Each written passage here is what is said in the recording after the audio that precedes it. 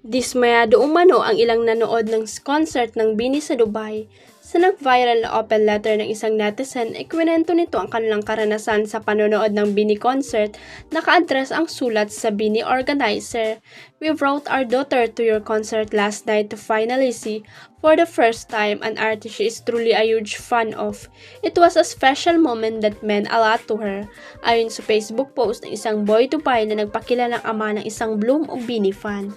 Sa kwento ng netizen, nasa gold section ang kanilang ticket at umasa silang kahit hindi ganun kalapit sa stage ay makikita pa rin ng kanyang anak ang mga idolo nito sa pamamagitan ng mga big screen na karaniwang ginagamit sa malalaking concert.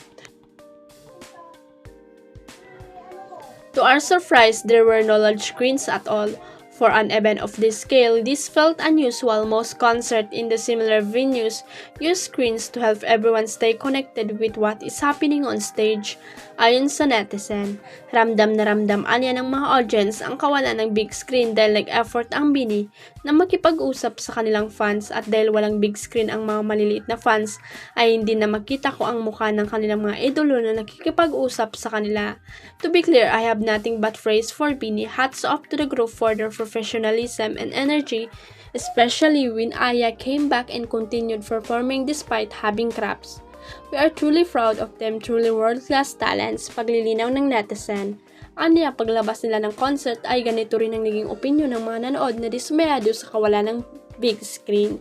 "Forgive my ignorance, but I ask with disrespect, was the absence of screen an intentional decision, and is this standard practice for concert of this size?" Tanong pa ng netizen. May dinisplay sa Alexa ilakad sa kanyang Instagram story na bouquet of flowers. Sa picture kasama rin ang isang pusa, pero ang tanong ng mga fan, kanino raw kaya galing ang flowers na display ni Alexa? Kay KD kaya? Hindi kasi nakatag si KD sa IG story ni Alexa, kaya malaking palaisipan yon sa KD Lex fan. Sabi naman ng ibang mga fan ni na Alexa at KD na nakachika na abante, umaasa raw sila na kay KD galing ang bouquet na yon. Kahit naman kasi nung Mother's Day ay may pa-flowers si KD for Alexa dahil for mom nga raw ang kapamilya actress singer. Well, kanino nga kaya galing ang bouquet na yon?